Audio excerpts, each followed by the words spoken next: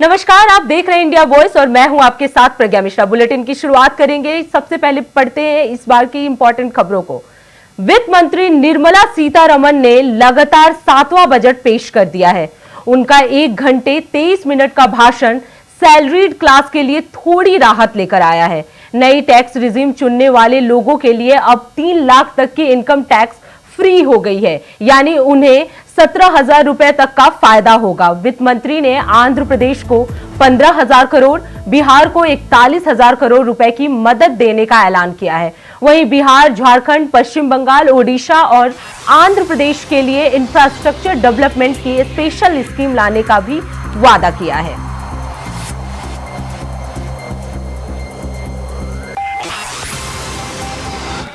Global context. The global economy, while performing better than expected, is still in the grip of policy uncertainties.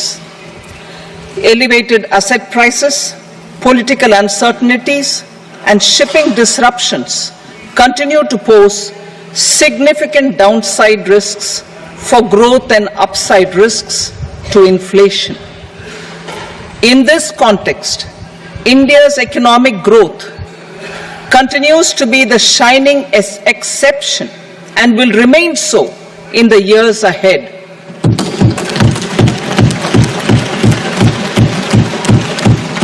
India's inflation continues to be low, stable, and moving towards the 4% target. Core inflation, that is non-food and non-fuel, currently is 3.1%. Happy to announce the Prime Minister's package of 5 schemes and initiatives to facilitate employment, skilling, and other opportunities for 4.1 crore youth over a 5-year period, with a central outlay of 2 lakh crore rupees. I will speak about them shortly, while more details may be seen in the annexure. This year, I've made a provision of 1.48 lakh rupees, 1.48 lakh crore rupees for education, employment, and skilling. Budget priorities. The people have given a unique opportunity to our government to take the country on the path of strong development and an all-round prosperity. Measures for promotion of manufacturing and services, internship in top companies. As the 5th scheme under Prime Minister's package, our government will launch a comprehensive scheme for providing internship opportunities in 500 top companies to 1 crore youth in 5 years. They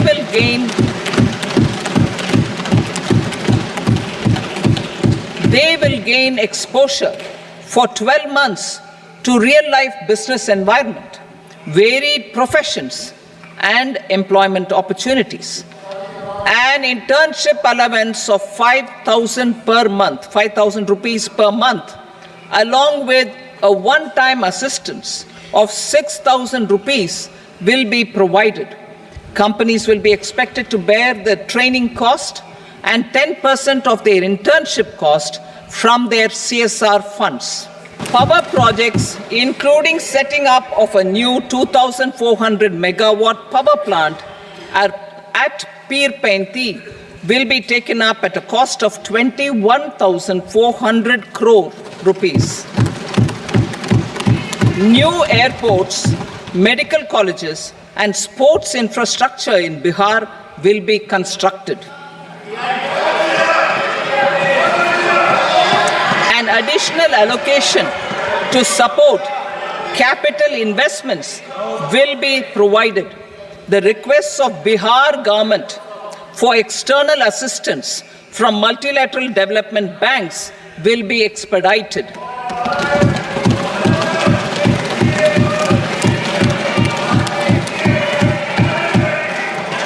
Andhra Pradesh Reorganization Act. Our government has made concerted efforts to fulfill the commitments in Andhra Pradesh Reorganization Act.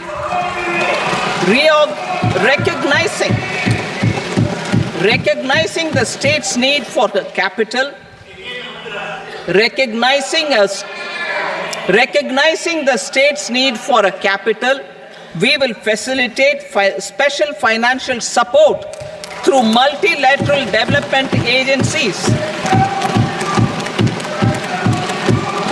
In the current financial year, 15,000 crore rupees will be arranged with additional amounts in future years.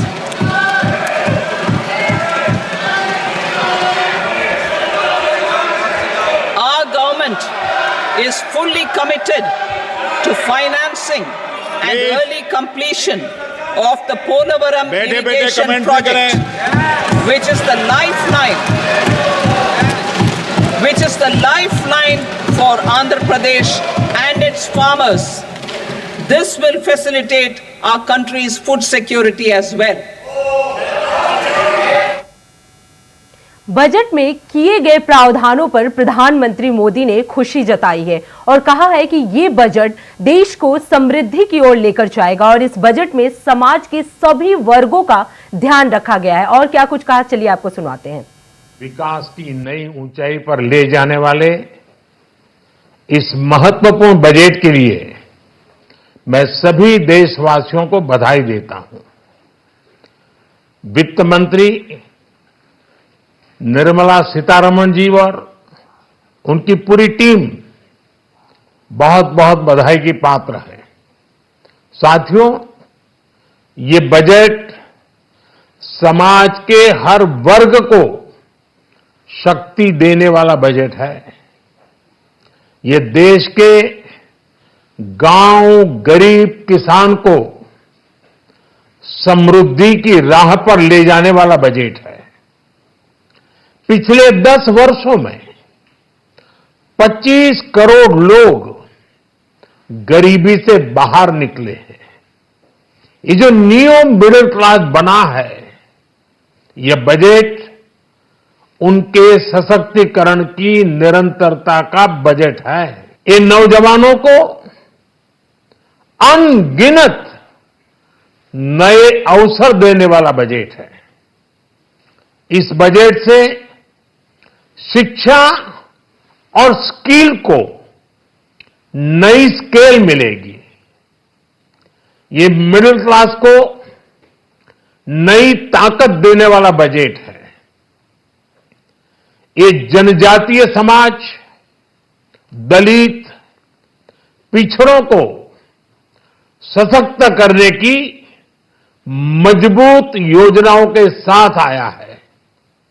इस budget से महिलाओं की आर्थिक भागीदारी सुनिश्चित करने में मदद मिलेगी। इस बजट से छोटे व्यापारियों, एमएसएमईज को यानी कि लघु उद्योगों का उसकी प्रगति का नया रास्ता मिलेगा। बजट में मैन्युफैक्चरिंग पर भी बल है, इंफ्रास्ट्रक्चर पर भी बल है। इससे आर्थिक विकास को नई गति मिलेगी और गति को भी निरंतरता मिलेगी। साथियों, रोजगार और स्वरोजगार के अभूतपूर्व अवसर बढ़, ये हमारी सरकार की पहचान रही है। आज का बजट इसे और सुदृढ़ करता है। देश और दुनिया ने पीएलआई स्कीम की सफलता देखी है। अब इस बजट में सरकार ने एम्प्लॉयमेंट लिंक्ड इंसेंटिव स्कीम की घोषणा की है। इससे देश में करोड़ों करोड़ों नए रोजगार बनेंगे। हम सब लोग मिलकर भारत को ग्लोबल मैन्युफैक्चरिंग हब बनाएंगे। देश का एमएसएमई सेक्टर मध्यम वर्ग से जुड़ा हुआ है। एक प्रकार से एमएसएमई सेक्टर की ओनरशिप मध्यम वर्ग है और इसी सेक्टर से गरीबों को ज्यादा से ज्यादा रोजगार भी मिलता है। छोटे उद्योगों की बड़ी ताकत, उस दिशा में हमारा अहम कदम है। इस बजट में एमएसएमईज के लिए ईज ऑफ क्रेडिट बढ़ाने वाली नई योजना का ऐलान किया गया है। मैन्युफैक्चरिंग और एक्सपोर्ट इकोसिस्टम को हर जिले तक ले जाने के लिए बजट में अहम घोषणा की गई है। ई कॉमर्स, एक्सपोर्ट हब्स और फूड क्वालिटी टेस्टिंग के लिए 100 यूनिट्स, ऐसे कदमों से वन डिस्ट्रिक्ट वन प्रोडक्ट अभियान को गति मिलेगी। तो फिलहाल रुकते हैं एक छोटे से ब्रेक के बाद फिर से लौटेंगे। तब तक के लिए देखते रहिए इंडिया वॉइस। ब्रेक के बाद एक बार फिर आपका स्वागत है। चलिए रुक करते हैं खबरों की ओर। तो वहीं बजट को लेकर विपक्षी दल बजट और सरकार पर लगातार हमला बोल रही है। सुनिए किसने क्या कुछ कहा। I didn't hear anything about the key issues facing the common people of our country. There was no mention of Manrega. There was no mention or insufficient mention of any steps taken to improve the income of the ordinary person. We have seen far too little from the government when it comes to taking care of the severe income disparities in this country. Job creation, there was a token gesture made towards that, but unfortunately very short on specifics. And I personally welcome only one provision, which is this abolition of the tax on angel investors. I myself had recommended it to Shri Arun Jaitley more than 5 years ago. Finally it has happened. I am glad that's being done. We must have more investment coming in to generate more jobs. But otherwise I find very little in terms of any good creative ideas when it comes to generating more jobs in our economy and more opportunities for young people and for those at the bottom of the pyramid to improve their incomes. We will have to study the budget in much more detail, but I would say it's an underwhelming. देश की हालत क्या रही होगी और जो बातें आंकड़ों के हिसाब से बड़ी बड़ी कही जाती हैं, जो इनके प्रोजेक्ट चल रहे होंगे वो प्रोजेक्ट कोई समय पर पूरा नहीं हुआ है इनका। अब मान लीजिए सरकार बचानी है तो अच्छी बात है कि बिहार को, आंध्र प्रदेश को कुछ विशेष पैकेज या विशेष योजनाओं से जोड़ा गया है, लेकिन उत्तर प्रदेश जैसा प्रदेश जो प्रधानमंत्री देता है, क्या वहाँ के किसान के लिए कुछ बड़े फैसले हैं? किसान की फसल की पैदावार, उसकी कीमत के लिए क्या कोई इंतजाम है? कहने को तो याद होगा आप सबको कि पिछली बार कहा था कि मंडी और एग्रीकल्चर इंफ्रास्ट्रक्चर के लिए स्ट्रेंथन करने के लिए लाखों करोड़ रुपए हैं। अगर वो इंफ्रास्ट्रक्चर स्ट्रेंथन हुआ था तो इसका मतलब किसान की आय दोगुनी होनी चाहिए या किसान की आय बढ़नी चाहिए थी, वो तो नहीं बढ़ी। तो किसान के साथ संकट पैदा किया इन्होंने। बेरोजगारी इन्होंने बढ़ाई है। 10 साल में जो इतनी बेरोजगारी बढ़ गई उसको कैसे कम करें, और वो भी आधी अधूरी नौकरी से। आप 2 साल की, 1 साल की या कुछ ट्रेनिंग करा करके नौकरी या रोजगार का सपना दिखा रहे हैं। देश का नौजवान अपना भविष्य बनाने के लिए पक्की नौकरी चाहता है, और फिर जो आधी अधूरी नौकरी है, क्या उसमें आरक्षण होगा? इस मौजूदा सरकार में आप चीजें तो लेके आते हैं लेकिन आप उनको परस्यू नहीं करते हैं, विच इज वेरी सैड। कुछ लेके उनकी सेफ्टी को लेके होना चाहिए महिलाओं पे, कुछ भी नहीं है। मैं समझती हूँ किचन का ध्यान नहीं रखा गया है क्योंकि सरकार महंगाई के बारे में कोई स्टेप्स लेना ही नहीं चाह रही है।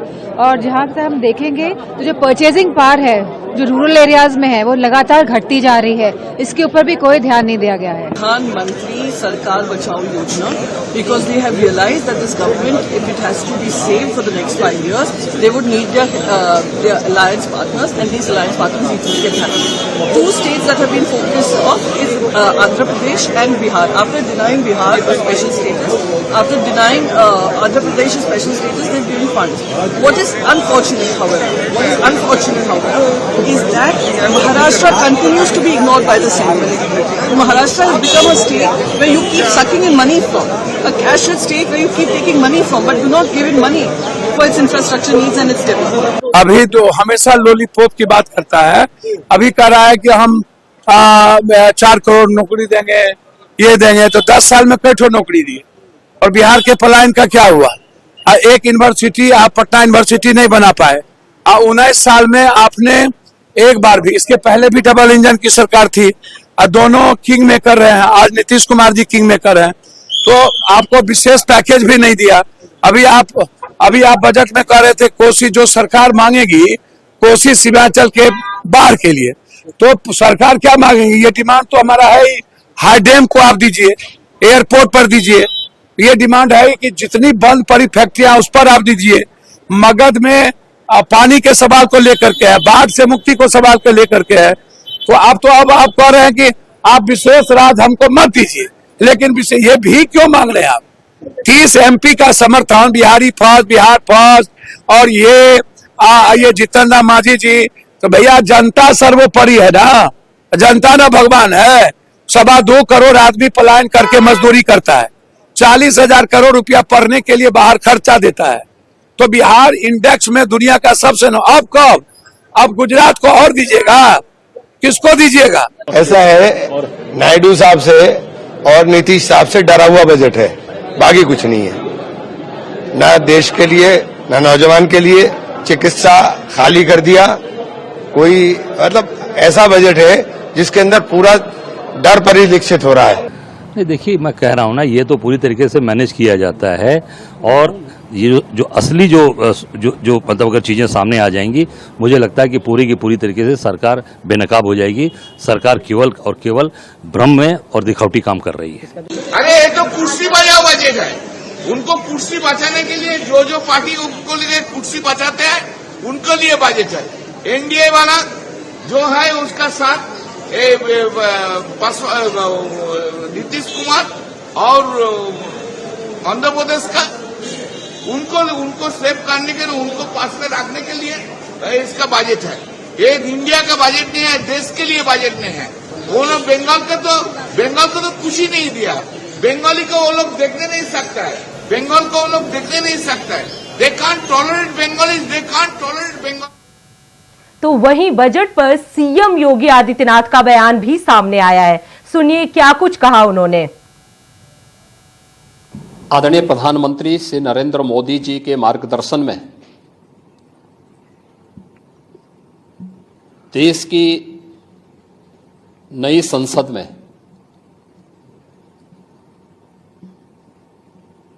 माननीय वित्त मंत्री जी ने देश का आम बजट प्रस्तुत किया है। यह बजट सर्वस्पर्शी, सर्वसमावेशी, विकासोन्मुख 140 करोड़ भारतवासियों की आशा, आकांक्षा और अमृत काल के संकल्पों को पूरा करने वाला सिद्ध होगा। आम बजट 2024-25 आत्मनिर्भर एवं विकसित भारत के निर्माण का एक आर्थिक दस्तावेज है। इस आम बजट में अंत्योदय की पावन भावना, विकास की असीम संभावना और नवोन्मेष की नवदृष्टि है। इस आम बजट में अन्नदाता किसानों की समृद्धि के लिए 1,52,000 करोड़ रुपए, कृषि और सहायक सेक्टर के लिए, महिला सशक्तिकरण के लिए 3 लाख करोड़ रुपए से अधिक का प्रावधान किया गया है। स्वाभाविक रूप से आधी आबादी, देश के सबसे बड़े राज्य उत्तर प्रदेश की आधी आबादी इससे सर्वाधिक लाभान्वित होने वाली है, और खासतौर पर तब जब उत्तर प्रदेश 2020 से ही मिशन शक्ति के कार्यक्रम को प्रभावी ढंग से यहां पर जमीनी धरातल पर उतार रहा है। सर्वाधिक अन्नदाता किसान उत्तर प्रदेश के अंदर निवास कर रहा है। उन अन्नदाता किसानों की समृद्धि में आज संसद में प्रस्तुत आम बजट बड़ी भूमिका का निर्वहन करने वाला है। युवाओं के लिए लाखों नौकरियों के साथ साथ मध्यम वर्गीय परिवार के लिए प्रत्यक्ष कर यानी इनकम टैक्स में जो नए टैक्स स्लैब की घोषणा हुई है, ये सभी अभिनंदनीय है, स्वागत योग्य है। इस पूरे बजट को अगर मैं कह सकता हूं कि यह बजट भारत को $5 ट्रिलियन की इकोनॉमी में बदलने के संकल्प के साथ ही दुनिया के ग्रोथ इंजन के रूप में भारत की भूमिका को और विकसित भारत की संकल्पना को साकार करने का एक आर्थिक दस्तावेज के रूप में यह देश की संसद में प्रस्तुत किया गया है। इस 140 करोड़ जनता जनार्दन के लिए समर्पित